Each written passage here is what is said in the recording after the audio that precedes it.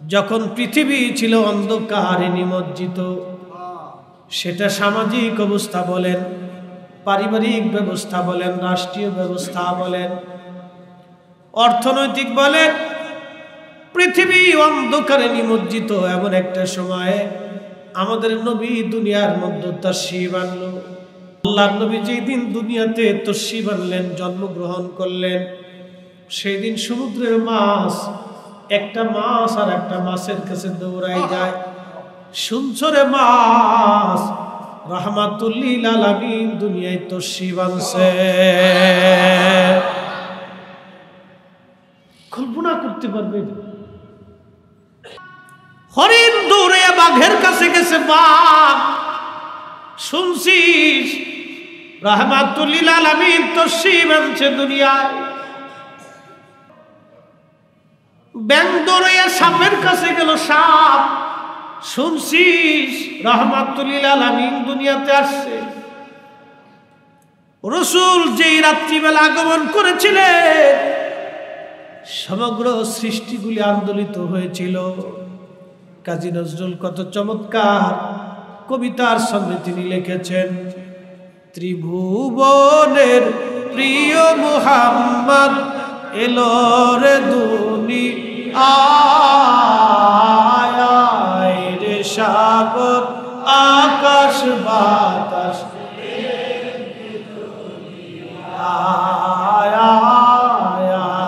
রে সাগর আকাশ বাতাস।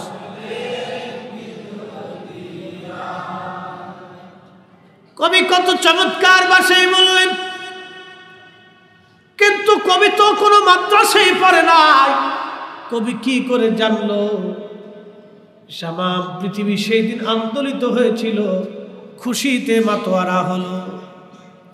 কবিতার ছন্দে নবীর প্রেমে কি চমৎকার ভাষায় তিনি লিখলেন।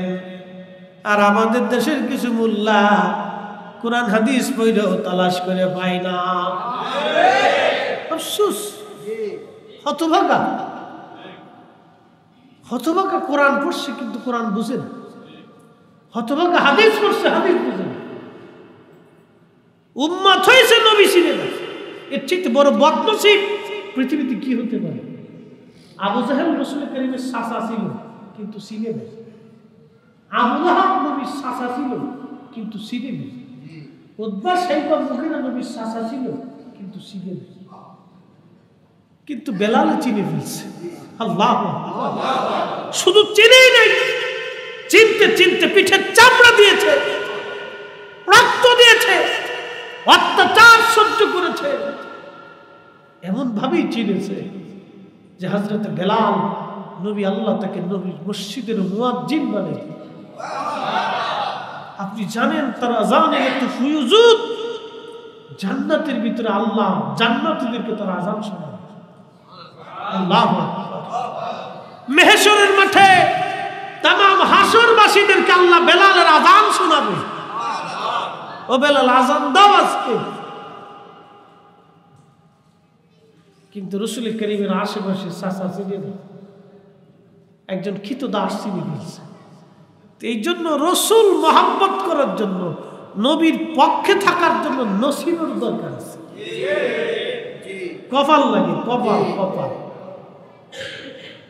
কপাল লাগে, কপাল। বনের পশু, আকাশের পাখি, तमाम সৃষ্টির যত মাছ, বিরাট বড় বড় মাছ, ছোট মাছের কাছে ছোট মাছ, বড় মাছের কাছে तमाम সৃষ্টির মধ্যে সেই দিন আর কোনো বৈষম্য নাই, কোনো শত্রুতা নাই, সব একাকার হয়ে গেল। সবার একটাই বাক্য, শুনছো রাহমাতুল লিল আলামিন আজ ধরা দামে তাশরীফ এনেছে। শুনছো নবী বুঝি আসছে, নবী আসছে। শুনছো নবী আসছে আজ। কারণ আল্লাহ কোরআনে বললেন, ওয়ামা আরসালনাকা ইল্লা রাহমাতাল লিল আলামিন। রাহমাতুল লিল আলামিন আপনি উম্মতের জামিন, গুনাহগারের অতি আপনজন। আল্লাহর নবী, নূরের নবী ও আপনি আমার জীবনের হালিমাতুস সাদিয়া বলে, আমি ধাত্রীমা হওয়ার জন্য সুদূর তায়েফ থেকে রওনা হলাম।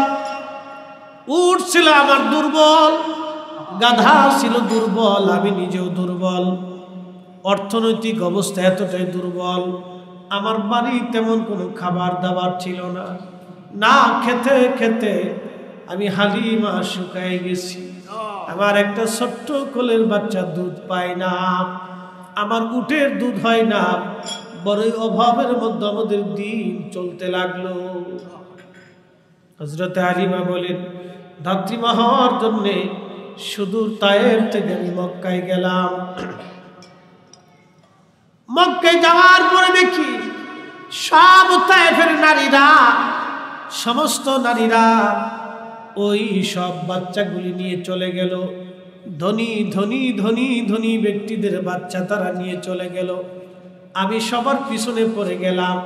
সবার পিছনে পড়ার পরে আমি যখন মক্কায় গেলাম, খোঁজ নিয়ে দেখি মক্কায় কারো বাড়ি কোনো সন্তান নাই, কিন্তু একটা সন্তান আব্দুল্লাহর ঘরে আছে, কিন্তু আব্দুল্লাহ বাচ্চা নাই, আব্দুল্লাহ মারা গেছে।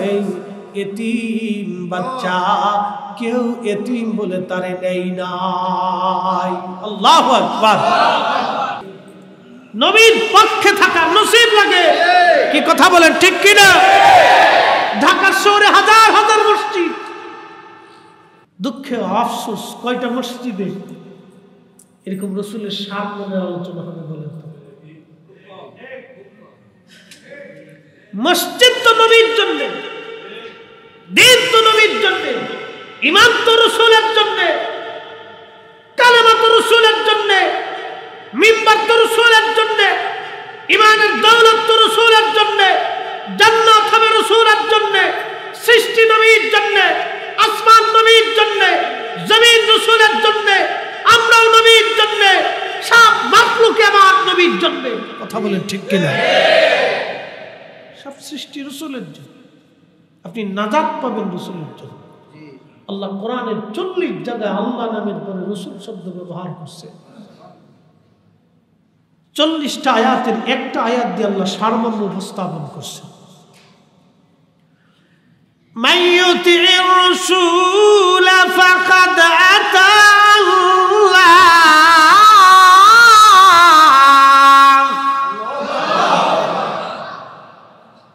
আল্লাহ বললেন, নবীর ইত্তেবা হলে আল্লাহর ইত্তেবা হয়ে যায়।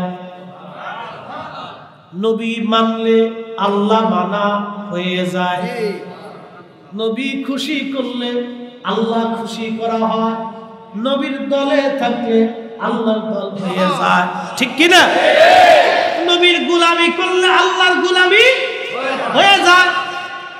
কি চমৎকার কথা না? আমার দেশে আর এক প্রকার মৌলবী আছে, এটারা কয় যে আমরা আল্লাহর গোলাম, নবীর গোলাম না। আল্লাহ বলছে নবীর গোলাম না হওয়া পর্যন্ত আল্লাহর গোলামি হবে। হতভাগা। নবী পাইতে হলে কি লাগে? নসিব লাগে। কথা কর না, কি লাগে? নসিব লাগে। দুরূদ পড়ি, আল্লাহুম্মা সাল্লি আলা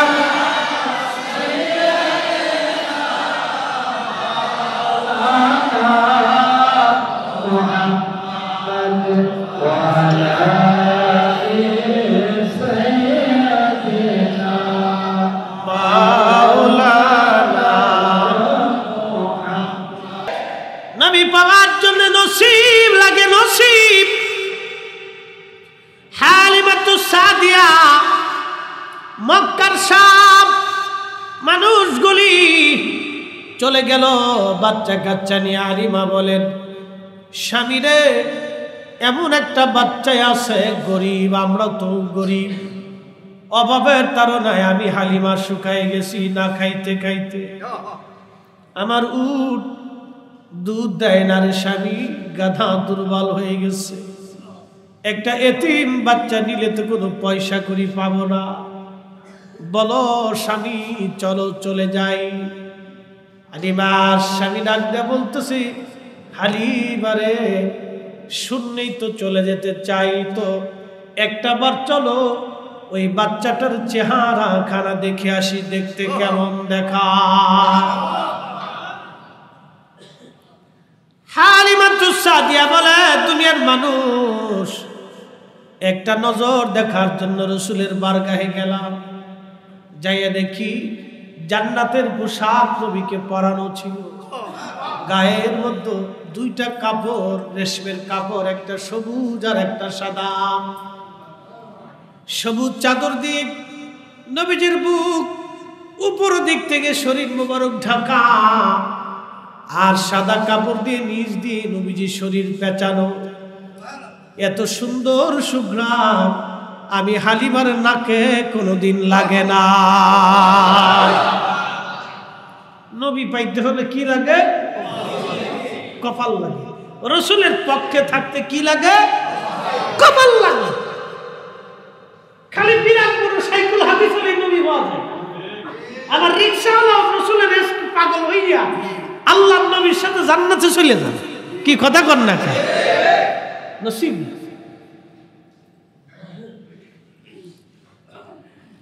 গভীর মনোযোগ। হযরত হালিমা বলে, আমি যখন রসুলের সামনে দাঁড়াইলাম, দোলনার ভিতরে নবী। এত সুন্দর মানুষ হতে পারে, মানুষ এত সুন্দর হতে পারে, আমি হালিমার কল্পনা তো ছিল না মানুষ এত সুন্দর। সুবহানাল্লাহ, যে মানুষ এত সুন্দর হতে পারে। তার মানে রাসূলুল্লাহকে আল্লাহ সর্বাধিক সৌন্দর্য দিয়ে দুনিয়াতে পাঠাইছে। হযরত হালিমাতুস সাদিয়া রাদিয়াল্লাহু আনহা বলতেছে, এত সুন্দর মানুষ হতে পারে কল্পনাতেই ছিল, এত সুন্দর। আল্লাহ রাসূলকে আল্লাহ এতটাই সৌন্দর্য দিয়েছিলেন যে পৃথিবীর যে কোনো মানুষ দেখলে মোহিত হয়ে যেত। আল্লাহ রাসূল ইচ্ছা করলে আরবের বাছাই করা সুন্দরী কুমারী নারী বিয়ে করতে পারতেন। নবীকে আল্লাহ এতটাই সৌন্দর্য দিয়েছিলেন যে ইচ্ছা করলে আরবের বাছাই করা কুমারী নারী বিয়ে করতে পারতেন। কিন্তু তিনি বিয়ে করছেন কি 40 বছরের এক নারী। আল্লাহ, আগে আরো 3টে বিবাহ হয়েছে।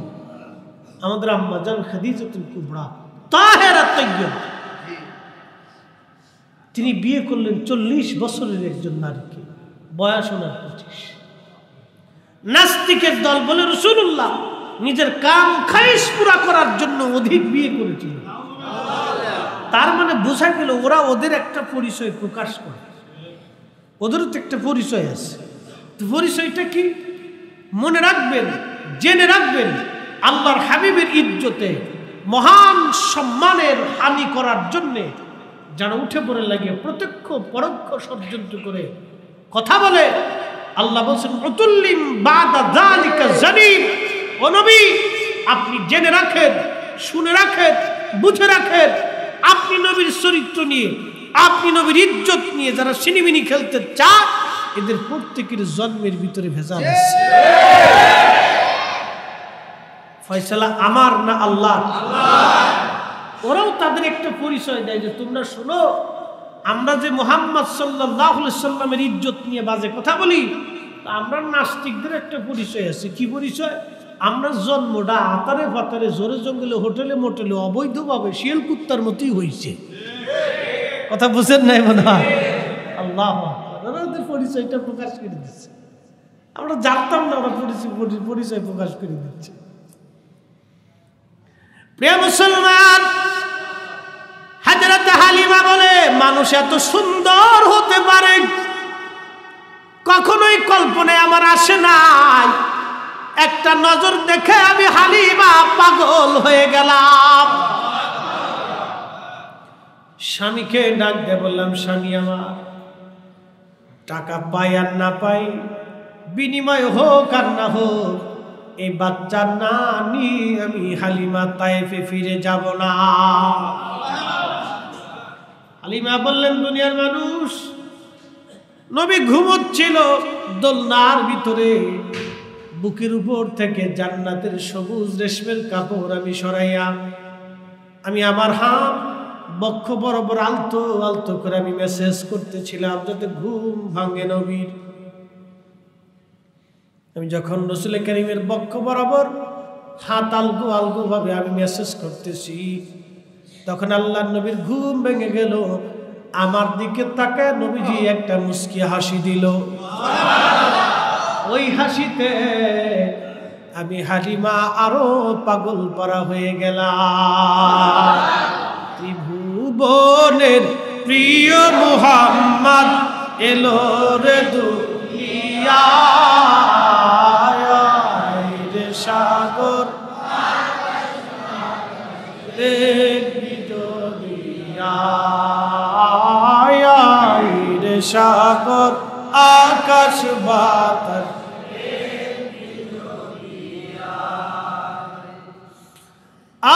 মুসলমান, শহরে তো দুনিয়ার কাজে অনেক বড় ব্যস্ত, জীবনের বহু সময় আর নসিব হতে নাও হতে পারে।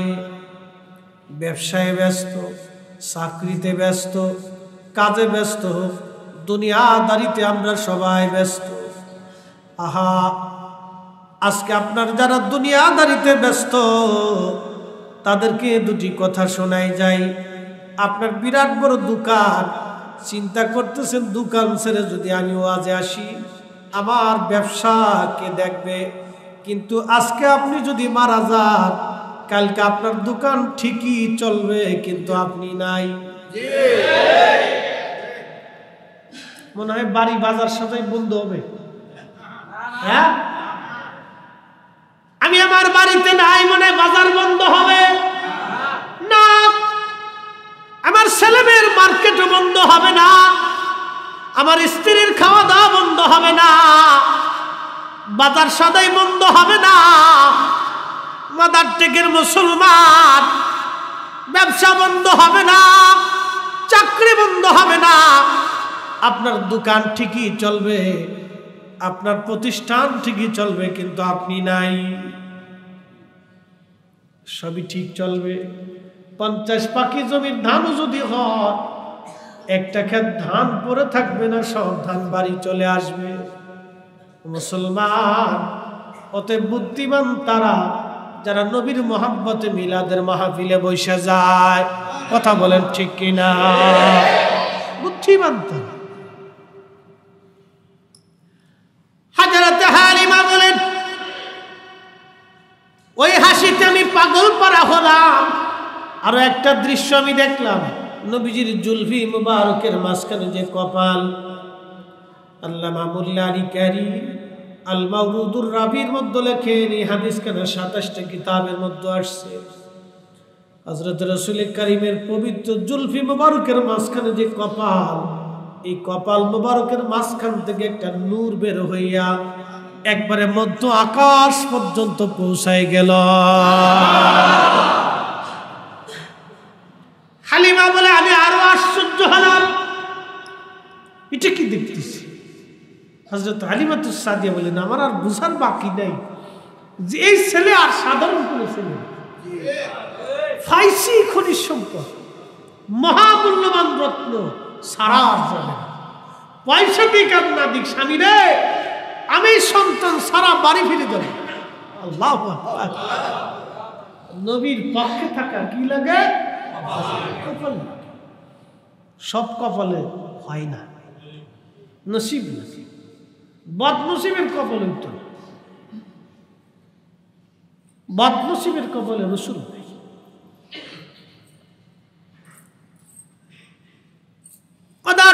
মুসলমান, বদনসিবের কপালে নবী নাই, হালিমাতুস সাদিয়া বলে, দুনিয়ার মানুষ, আমি ওই কপালে চুমা খাইলাম, চুমা খাওয়ার পরে আল্লাহর নবীকে বুকের মধ্যে নিলাম, কোলের মধ্যে নিলাম। কোলে যখন নিছি ছিলাম দুর্বল, হয়ে গেলাম আমি সবল। আল্লাহু আকবার। ছিলাম দুর্বল, হয়ে গেলাম আমি সবল। আমি যখন কোলের মধ্যে নিছি, আমার উট দুর্বল ছিল, আমার স্বামী দৌড়ায় গেছে উট দহন করার জন্য। উট দহন করতে যাওয়ার পরে আমার স্বামী বলেন, আমি পাতিল ভর্তি করে উট দহন করে দুধ দহন করে নিয়ে আসলাম। আমরা সারা রাত ভরে পেট ভরে দুধ পান করলাম। স্বামী আমার ডাক ডাকা, হালিমা, এই ছেলে সারা আমি তায়েফে ফিরে যাব না। আল্লাহু আকবার। এই জন্য আল্লাহ কোরআনে বললেন, ওয়ামা আরসালনাকা, আপনাকে পাঠাইছি ইল্লা রাহমাতাল লিল আলামিন, সমস্ত জগতের রহমত বানাইয়া। জোরে বলা যাবে আল্লাহু আকবার। মাছ জিকির করে কার? গাছে জিকির করে কার? সব সৃষ্টি জিকির করে কার? আলাম তারা আন্নাল্লাহা ইয়াসজুদু লাহু মান ফিস সামাওয়াতি ওয়া মান ফিল আরদ। আল্লাহ বললেন, আসমান ও জমিনের ভিতরে যা কিছু আছে সব কিছু আল্লাহকে সিজদা দেয়। ইউসাব্বিহু লিল্লাহি মা ফিস সামাওয়াতি ওয়া মা ফিল আরদ। সাত আসমান, সাত জমিন, সাত আসমান, সাত জমিনের মধ্যে যা কিছু আছে সব কিছু জিকির করে কার? আল্লাহ জিকির করে কার? সুবহানাল্লাহ কি বাড়ি নেই? আল্লাহু আকবার। কথাটা বুঝে যাবে। ইন্নাল্লাহা ওয়া মালাইকাতাহু ইউসাল্লুনা আলান নবী। সব সৃষ্টি জিকির করে কার? সব সৃষ্টি স্মরণ করে আল্লাহকে, স্মরণ করে আল্লাহকে। আর আমার নবীজি এক সেকেন্ডের জন্য নবীর স্মরণ আল্লাহ বাদ দেয় না। হুজুর, আমি আপনাকে ভুলে যাই না, সব সময়ের জন্য আপনার উপর আমি আল্লাহ সাকিনা রহমত নাজিল করতে থাকি। একটা সেকেন্ডের জন্য নবীকে ভুলে নাই, আর কখনো আল্লাহ ভুলবে না। একবার বলেন আল্লাহু আকবার। এই ইজ্জত মনে আমরা ভোট দিয়ে দিছি, আমরা ভোটে হইছি। আল্লাহু আকবার। সব সৃষ্টি জিকির করে কার? আর আল্লাহ সব সময় নবীকে স্মরণ করতে থাকে, এটা এক জিকির। চিন্তা করে। আর আমরা মিলাদুন নবীর মাহফিল করলে অনেকে শরীরের মধ্যে বিরাট চুলকানি শুরু হয়েছে, উড়ি অ্যালার্জি হয়েছি। বাপরে বাপ, অ্যালার্জি কারে করে? নবীর শানের আলোচনা শুনলে শরীর আর সহ্য হয় না। ও কেমনি এখান থেকে বের হয়ে যাবে, মানে শয়তান ওর সারা শরীরে গাইতে বইছে। শয়তান তিনবার কেঁদেছিল। আল্লাহ থেকে বিতাড়িত হওয়ার পরে একবার কেঁদেছে, সূরা ফাতিহা নাজিল হওয়ার সময় একবার কেঁদেছে। আর আমার নবীজি দুনিয়াতে তশরিফ যেই দিন রাখছে, শয়তান এত পরিমাণে কাঁদছিল যে কান্না শয়তানের বন্ধ হয় নাই, এত পরিমাণে কাঁদছে।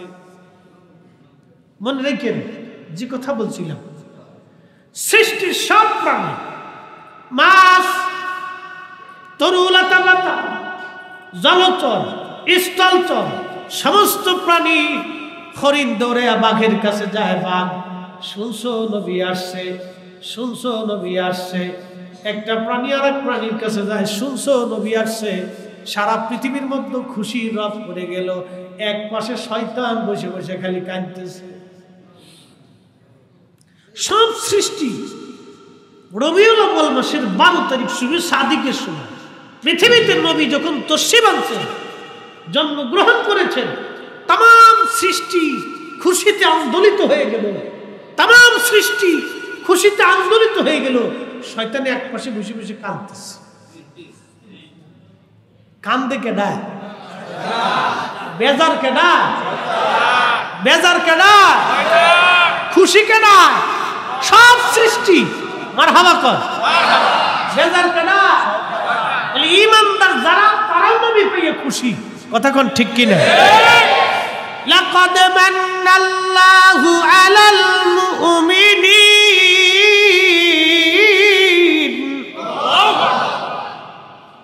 কোরআন বলে, ও নবী, মুমিনদের জন্য আমি আল্লাহ আপনাকে নিয়ামত বানায় পাঠাইছি। নবীর উপরে কোন নিয়ামত আছে? চোখ কার দেওয়া নিয়ামত? চোখ কার দেওয়া নিয়ামত? আল্লাহর। জবান কার নিয়ামত? আমার দেহটা কার নিয়ামত? আকাশের বৃষ্টি কার নিয়ামত? ঢাকা সব 2 দিন প্রচন্ড গরমে অস্থির হয়ে গেল। এক বৃষ্টি আর বাতাস দিয়ে আল্লাহ সব গরম উঠাই নিয়ে গেল। এই নিয়ামতটা কার? আল্লাহ এত নিয়ামত দিল, বলেন তো আমার নবীর চাইতে বড় নিয়ামত আর কিছু আছে? রসুলের মতো মহা নিয়ামত পাইয়া আমরা এই মিলাদুন নবীর মাহফিল দিয়া আমরা শুকর আদায় করি, প্রশংসা আদায় করি আল্লাহর। আল্লাহ জিকিরে ফিকিরে ইবাদতে বসে গেলাম। আমরা জিকির করে জাহান্নামে যাব, আর ওরা না করে জান্নাতে চলে যাবে। শয়তান বিরাট বড় খুশি হয়ে গেছে। শয়তানে খুশি, সর্বনাশ, যাহা ছিল উল্টে, আমি এদের যাহা ছিল সোজা এদের উল্টাই দিছি। উদর ফিন্ডি বুদুর গানে দোষ করছে একজন, সাফাইছে আর একজনের গানের উপরে। যারা জিকির করলো ওরা হয়ে গেছে জাহান্নামী, আর যারা করতেছে না ওরা হয়ে গেছে জান্নাত। যারা রসুলের প্রশংসা করিয়া দুরুদ সালাম করিয়া মানুষের খাওয়াই গিয়া নসিহত করিয়া জিকির ফিকির করিয়া দোয়া দরুদ করিয়া কান্নাকাটি করিয়া ওরা হয়ে গেছে বেদাতি, আর যাদের বিরুদ্ধে ফতোয়া দিল ওরা হয়ে গেছে সুন্নতি। শয়তানে কয়, বাহ, দারুণ সিস্টেম তো, এরকম সিটারি তো আমিও দুনিয়াতে কোনোদিন পাইছি না। হ্যাঁ, কথা কর না কেন? শয়তানে চিন্তা করে, বাপ, কত বড় সিটারি, আমি এরকম সিটারি কোনোদিন শিখছি না। বুঝে যাওয়াটা জরুরি, আমাদের বোঝাটা জরুরি। আল্লাহ রাসূল বলছেন, জিকিরের মজলিস যেখানে জান্নাতের বাগান পাও, ফারতাউ, বাগানে বিচরণ করো। সাহাবে کرام বলেন, ইয়া রাসূলুল্লাহ, মা রিয়াদুল জান্নাত, জান্নাতের বাগান কি? নবী বলেন, ইয়া হিলাকুজ জিকির, জিকিরের মজলিসটা আল্লাহর বেহেশতের বাগান। কার জিকির? আজকে এখন কার জিকির চলতেছে? জোরে বলেন, কারটা? তো এটা করে আমরা খুব অপরাধ করে ফেলছি, খুব বেদাত করে ফেলছি, খুব খারাপ কাজ করি। আমরা সব জান্নাতে চলে যেতে চাই, ওরা না করিও মনে মনে খুব জান্নাতে চলে যেতেছে। হ্যাঁ, শয়তানে হাসার কয়, বাপ, কত বড় সিটিয়ার, যা আমি কল্পনা করি না তো তোরা করে ফেলছিস, যা, অসুবিধা দেয়। বুঝাটা জরুরি যে মাটির উপরে আজ বসে আছি, আগামী দিন এই মাটির নিচে ঘর হবে। কথা ঠিক কিনা?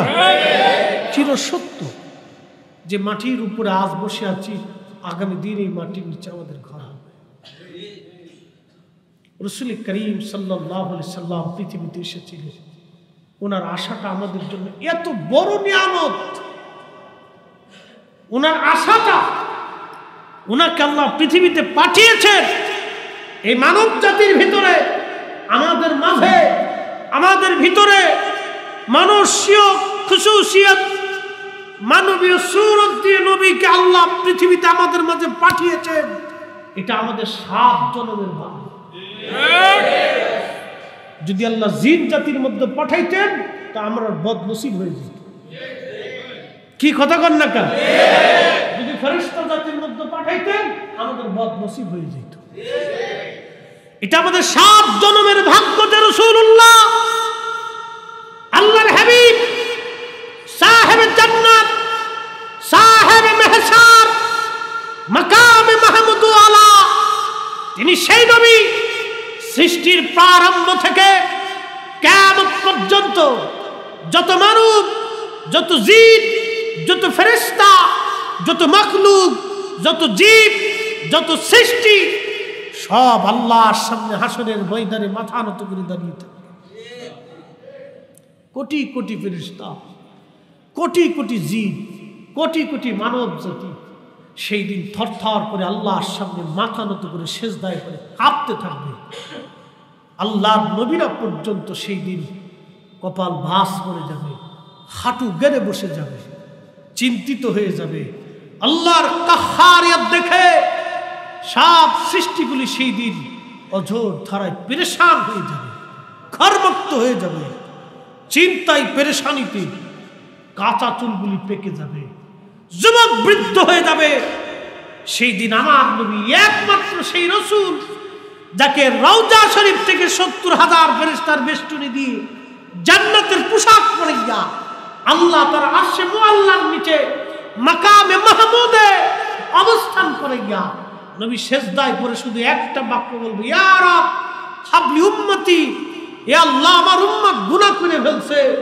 আল্লাহ বলবে, হাবিব বিরাট বড় মেহসর কায়েম করছি চোখের পানির জন্য না, কি চান আপনি বলেন, আমি ওয়াদা করছিলাম আপনি যা চাবেন আমি তাই দিব।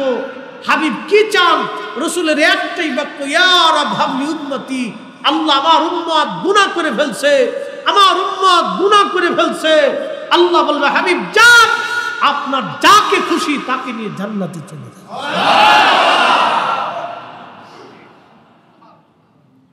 আমরা সেই নবীর উম্মত, আল্লাহ উম্মত বানাইছে, এটা আমার 7 জন্মের ভাগ্য। কি কথা কন না? যদি এই নবীর উম্মত না বানাই অন্য কোন নবীর উম্মত বানাইতেন কিচ্ছু করার ছিল না। যদি মানুষ না বানাই কুত্তা বানাইতেন কিচ্ছু করার ছিল না। আমার 7 জন্মের ভাগ্য যে আমি এই নবীর উম্মত হতে পারছি। আল্লাহু আকবার। সেই নবী আসবে, আমি খুশি হব না? তুমি ফতোয়া মেরে দিয়ে বন্ধ করবা, তোমারও ফতোয়া সাতার দেখার টাইম আমাদের নাই। হ্যাঁ তুচা করে বলেন ঠিক কিনা?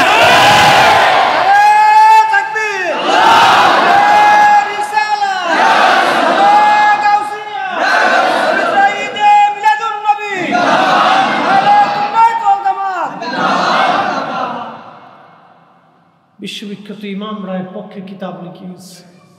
আল্লাহু আকবার। কি করে বুঝাইলে যে আপনারা বুঝবেন আমি জানি না। কল্পনা করতে পারবেন মহেশ্বরের বিচারের দিনের মালিক কে?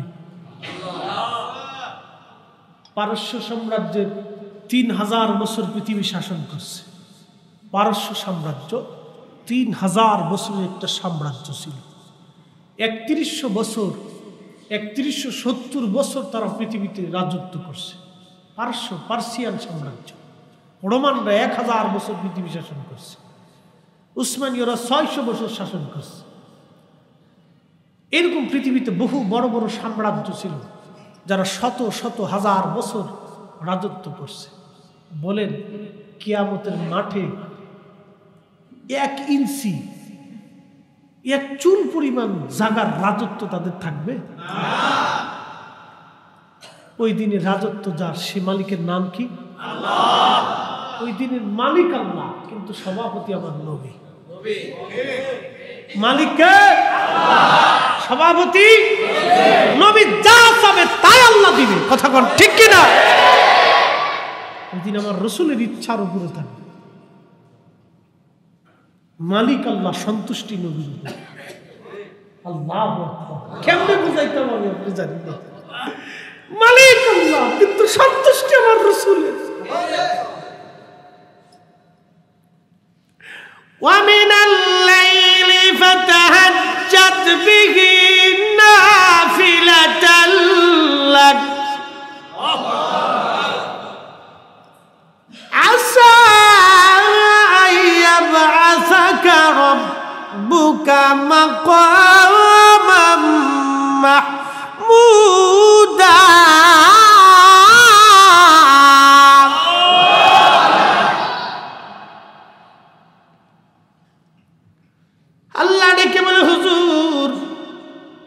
তাহাজ্জুদ পড়েন আপনি, কি পড়েন? তাহাজ্জুদ আপনি পড়েন, এটা আপনার জন্য অতিরিক্ত করে দিছি নবীজি।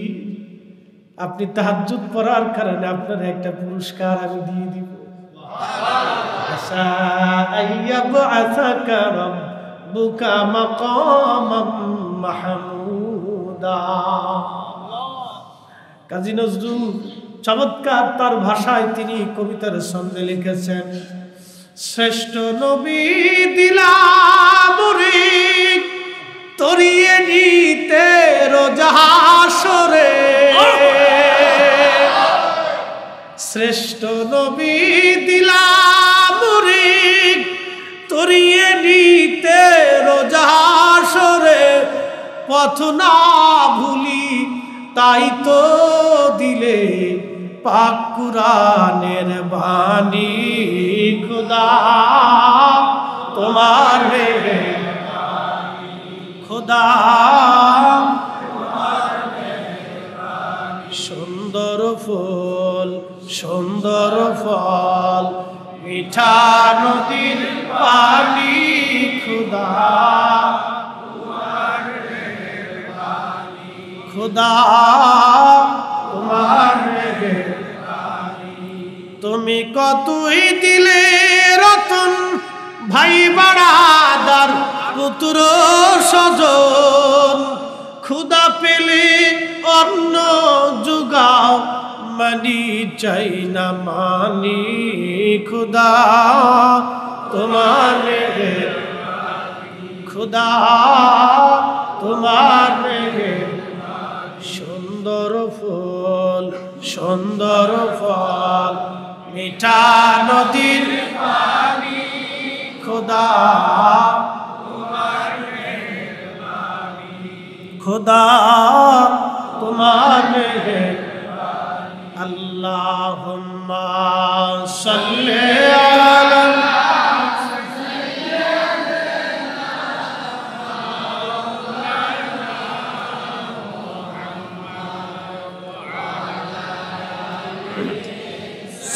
সাইয়্যিদিনা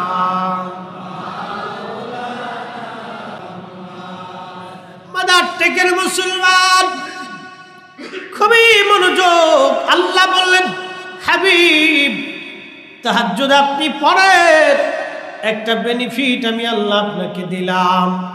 শুনেন, কিয়ামতের মাকামে মাহমুদ ওয়ালা আপনারে বানাইলাম। মাকামে মাহমুদ আল্লাহর আরশে মুআল্লার ডান পাশে আবার নবীর জন্য একটা আসন বরাদ্দ হবে। তামাম সৃষ্টি আল্লাহর সামনে মাথা নত করে থাকবে, আর আমার আল্লাহ তার নবীকে তার ডান পাশে উপবেশন করাইয়া মহা ইজ্জতওয়ালা বানাইয়া সম্মানিত বানাইয়া আমার আল্লাহ তার পাশে বসায় রাখবেন। চিৎকার মেরে বলা যাবে কি ইয়া রাসূলুল্লাহ।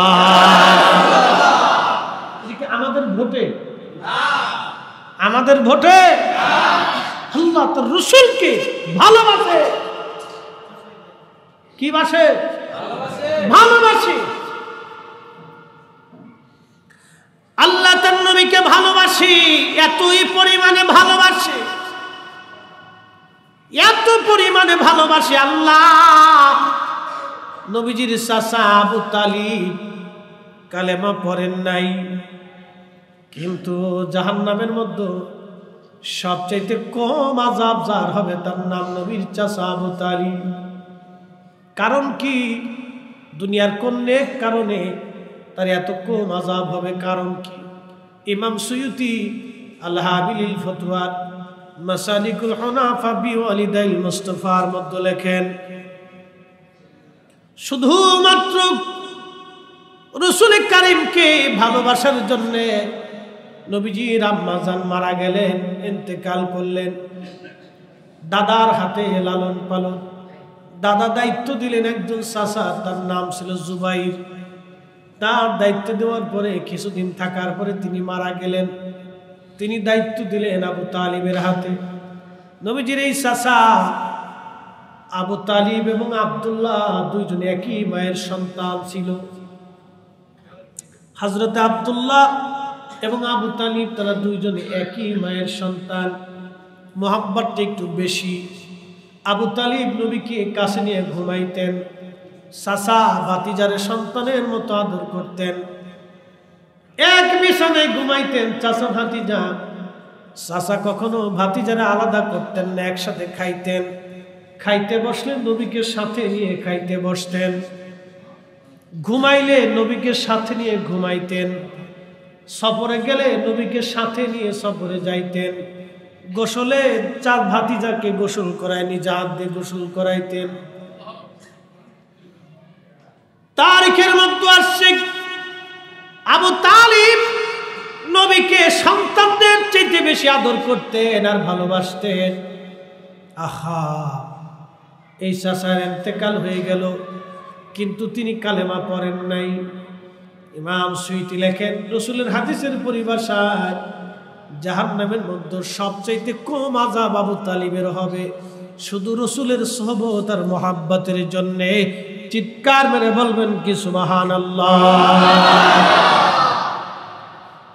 কল্পনা করতে পারবেন আল্লাহ কোরআনের ভাষা, ইন্নাল্লাযীনা কাফারু মিন আহলিল কিতাবি ওয়াল মুশরিকিনা ফী নারি জাহান্নাম খালিদিন।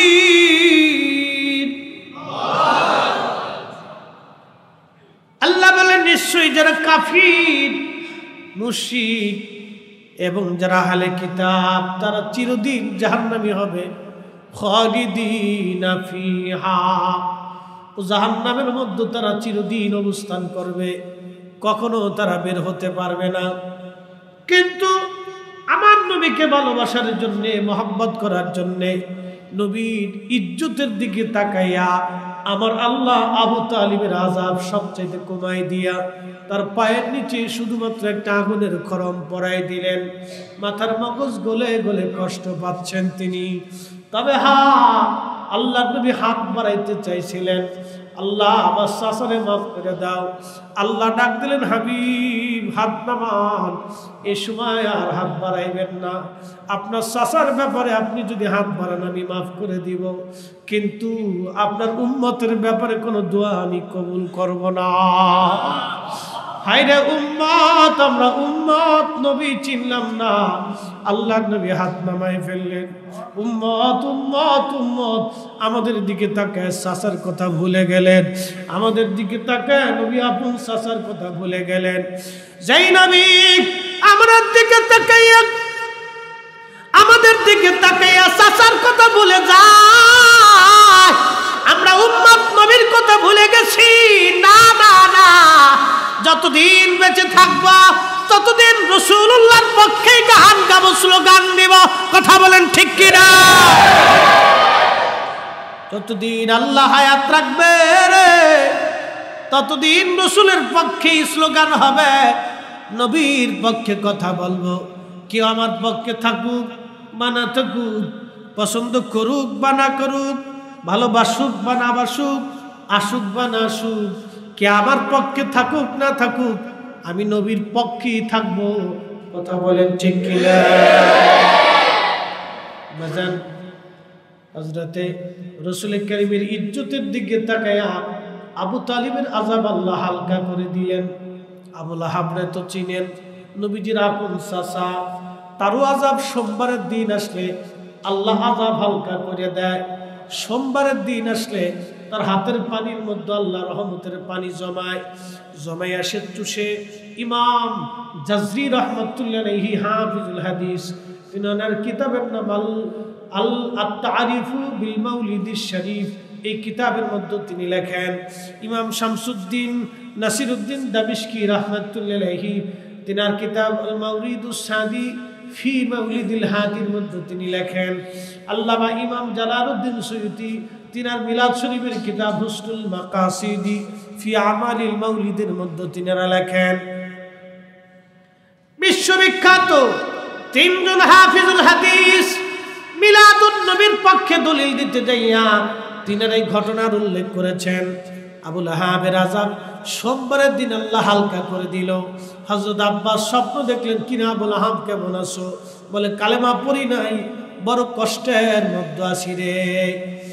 কিন্তু সোমবারের দিন আসলে আযাব আল্লাহ হালকা করে। কারণ কি? শোন, আমার ভাতিজা দুনিয়াতে আসছে, আমি জানতাম না সে নবী হবে, কিন্তু ভাতিজার জন্মের সুসংবাদ আমার দাসী সুয়াইবা দৌড়ে এসে বলার পরে আমি খুশি রাতি সজ্জে বসার থেকে দাঁড়াইয়া শাহাদাত আঙ্গুলখানা উঁচা করে দাসীকে বললাম, দাসী, ভাতিজার জন্মের সুসংবাদ দিলি, যা যা, তোকে আজাদ করে দিলাম, মুক্ত করে দিলাম, দাসী যা।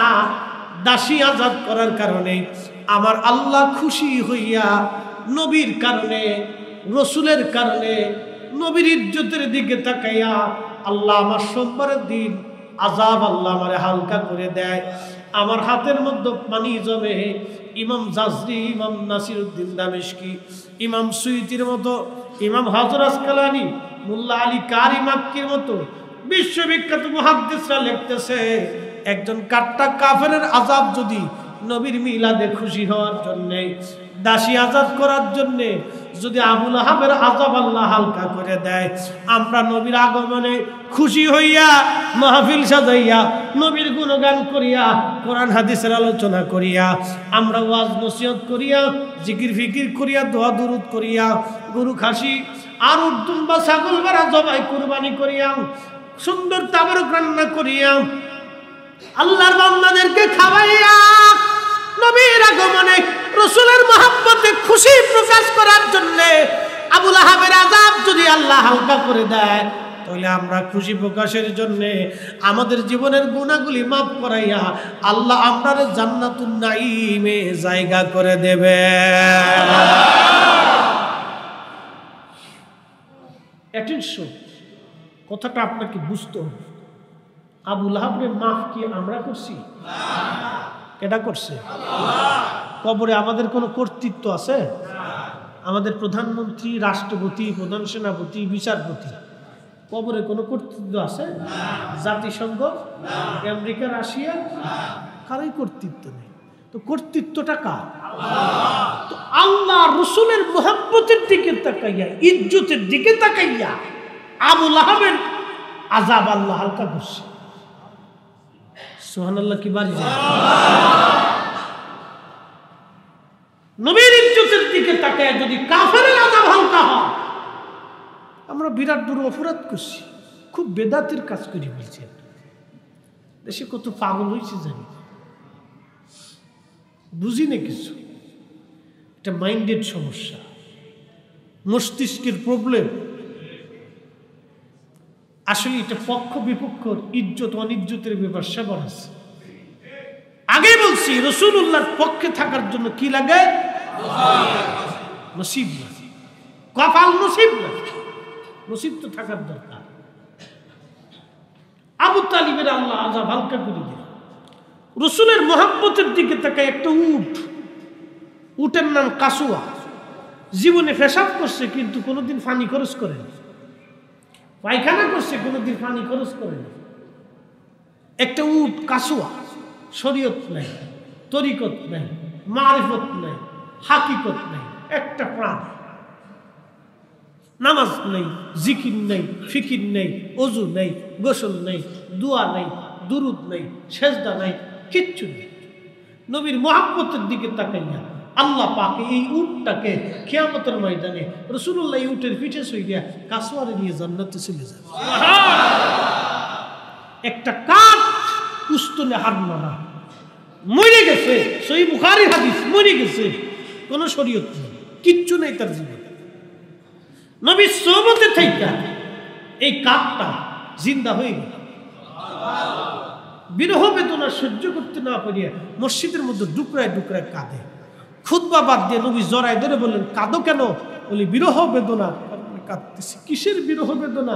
বলে হুজুর, এতদিন আপনি খুতবা দিছেন আমার সাথে হেলান দিয়ে, এখন আর নতুন মিম্বার হইছে, আমার সাথে হেলান দিবেন না। নবী বিরহ বেদনা সহ্য করতে পারতেছি না। আমি উস্তুনে হান্নানা কাঁদতেছি, মরা কাঠ জিন্দা হলো, জবান খুললো, বিবেক হলো, আকল হলো। কাঠের কি মাথা আছে? জবান আছে? হাত পা আছে? চোখ আছে? কেমনে কাঁদতেছে? আল্লাহু আকবার। রাসূলের ইজ্জতের দিকে তাকায় আল্লাহ শরীয়ত চেঞ্জ করে। কি কথা কন না কা? আল্লাহ আইন পরিবর্তন করে। আরে মরা কাঠ, ওর কিসের জবান? জবান খুলি গেল। ওর কিসের জীবন? জীবন এসে গেল। ওর কিসের বিবেক? তৈরি হয়ে গেল। মাথা নাই, বিবেক হইল। জবান, মুখ নাই, জবান আসলো। চোখ নাই, কান আসলো। সুবহানাল্লাহ কইতেন। কার দিকে তাকায়া? নবীর দিকে তাকায়া। কার দিকে তাকায়া? তাহলে রাসূলের ইজ্জতের দিকে তাকায়া আল্লাহ তার আইন পরিবর্তন করে। আল্লাহ তার আইন কি করে? পরিবর্তন। নবীর ইজ্জতে হাত দিবেন শাইখুল হাদিস, প্রধান ফকিহ, মুফতি আজম, মক্কা মদিনার ইমাম আর বাইতুল আকসার ইমাম, ওদিকে আল্লাহ তাকাবে না। বাইতুল মুকাররমের ইমাম, বাংলাদেশের সবচেয়ে বড় হুজুর, দলা হুজুর আর কালা হুজুর, মাইদি হুজুর আর সাইদি হুজুর, আমরা ফরিদপুরের ভাষায় বলতেছি, ও কোন হুজুরের দিকে কিন্তু আল্লাহ তাকাবেন না। বাটাম চালান কিন্তু কায়দা মতো হবে না। রাসূলের ইজ্জতের দিকে তাকে আল্লাহ যা খুশি তাই করতে হবে। এটা আল্লাহর ফয়সালা, আমাদের খাত নাই এখানে কোনো। অতএব রাসূলের পক্ষে থাকা নসিব লাগে। যারা বলেন কি লাগে? কি লাগে? নসিব লাগে। আমরা রাসূলের পক্ষে কথা বলি, আবার নাস্তিকের দল ওরা রাসূলুল্লাহকে গালিগালাজ করে। কয়েকদিন আগে দেখলেন না বাংলাদেশে, ওটা বাংলাদেশে থাকে না, কোন দেশে পলাইছে আল্লাহ জানে। এই সূরা নবীজি মরুক ডাকাত ছিল। হারামজাদা চিন্তা করতে পারছেন? আল্লাহর ঘর মসজিদ গালি দিচ্ছি না, তার পরিচয় প্রকাশ করতেছে হারামজাদা। হারামজাদা অর্থ কি? জন্মের কোনো ঠিক নেই। এটা আল্লাহর ঘর, আমি কোনো গালি দিচ্ছি না, মানে আল্লাহ, আমি তার গালি দিব না, তার পরিচয়টা প্রকাশ করতেছি যে সে এই পরিচয় নেই। আরে নবী পৃথিবীতে না আসলে মরুভূমির ভিতরে ফুল যিনি ফুটাইলেন তিনি আমার নবী, ঠিক কিনা? পাথরের মানুষ যারা দিন দুপুরে মানুষ জবাই করত, উলঙ্গ নারী দিয়ে কাবা ঘর তওয়াফ করাইত। একজন সাহাবী বলতেছেন, আমি আমার 8টা কন্যা সন্তান জীবন্ত কবর দিছি। আপনি কল্পনা করতে পারবেন? একজন সাহাবী, তিনি রাসূলুল্লাহর দপ্তরে বসে বসে কাঁদতেছে আর বলতেছে, হুজুর দিন কবুলের আগে আমি আমার 8টা কন্যা সন্তানকে জীবন্ত কবর দিয়েছি। আল্লাহু আকবার! কত কঠিন হৃদয়ের মানুষ ছিল তারা। নিজের কলিজার টুকরা সন্তান, 8টা সন্তানকে কবরে জীবন্ত কবর দিয়েছি। আল্লাহ রাসূল কেঁদে ফেলে দিয়ে বললেন, তোমার কি কখনো মায়া লাগে নাই? বলে, হুজুর একটা সন্তানের বলে মায়া লাগছিল, একটা সন্তানের বলে আমার খুব মায়া লাগছে। সে নিজে কবর খুঁজতেছিল আর আমার মাটি ছিটে ছিটে আমার শরীরে লাগতেছিল, আর সেগুলি পরিষ্কার করে দিচ্ছিল।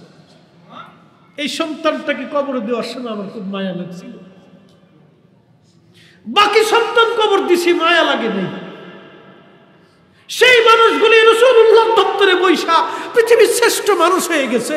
দিল মরা মানুষগুলি দিল জিন্দা হয়ে গেছে। পাথরের মতো শক্ত মানুষগুলি মোমের মতো দিলগুলি নরম হয়ে গেছে। যেই নবীর সহবতে বৈশা ওই রাসূলের ইজ্জতের চাদর ধরে ওই নবীর মহা সম্মানে যারা আঘাত করে, আমরা মনে করি ওদের জন্মে ভেজাল আছে। আল্লাহু আকবার! এই জন্য আল্লাহ কোরআনে বলেন, وَإِنَّكَ لَعَلَىٰ خُلُقٍ عَظِيمٍ। ও নবীজি, আপনি মহান চরিত্রের আধার। আপনার মতো চরিত্রওয়ালা কখনো আর আসে নাই, কখনো আর হবে না। লাকাদ কানা লাকুম ফি রাসূলিল্লাহি উসওয়াতুন হাসানা। নবী গো, আপনার মহান চরিত্র যারা গ্রহণ করবে, তাদের জন্যই উত্তম আদর্শ আপনার চরিত্রের মধ্যে নিহিত আছে। জোরে বলা যাবে কি সুবহানাল্লাহ। রাসূল করিমের সুন্নাহগুলি আমাদেরকে মানতে হবে। নবীর কি মানতে হবে? সুন্নত, আদর্শ, রীতিনীতি। যেই নীতিতে যেই রীতিতে নবী নিজে চলতেন, উম্মতকে চালাইতেন, ব্যবসা করতেন, পথ চলতেন, বাণিজ্য করতেন, হাট বাজার করতেন, সংসার চালাইতেন, মসজিদ চালাইতেন, সমাজ চালাইতেন, দেশ চালাইতেন, রাষ্ট্র চালাইতেন, সাহাবে কিরামকে চালাইতেন। ওই নীতিতে, ওই রীতিতে, ওই পথে, ওই মতে আমি আপনি যদি চলতে পারি, নবী বলছেন মান আহাব্বা সুন্নতি ফাকাদ আহাব্বানি, আমার সুন্নতকে যদি ভালোবাসো আমাকেই ভালোবাসবে। ওমান আহাব্বানি কানা মাই ফিল জান্নাহ, আর আমার সাথে তোমাদের জান্নাত হয়ে যাবে। আল্লাহু আকবার, আল্লাহু আকবার। তাহলে আমাদের রীতিনীতি, সংসার, পথ চলা কার চরিত্র হবে? নবীর চরিত্র। যেটা বলেন কার চরিত্রে? নবীর। আমার মাথায় পাগড়ি, এটা কার কারণে? নবীর কারণে। আমাদের মুখের দাড়ি কার কারণে? নবীর কারণে। আমরা ডান হাত দিয়ে খাই কার কারণে? নবীর কারণে। 5 আঙ্গুল 3 আঙ্গুল দিয়ে খাই কার কারণে? নবীর কারণে। বিয়ে শাদী, সংসার চলা, হাট বাজার, এই যে আমরা ডান পাশ দিয়ে চলি, হাসি মুখে কথা বলি, আমরা আদর্শবান হই, মানুষ ঠকাই না, মালিকুম দেই না, ভেজাল সৃষ্টি করি না, ফাসাদ বাঁধাই না, এটা কার চরিত্র? নবীর চরিত্র। আল্লাহ পাক কবুল করুন বলে না আমিন।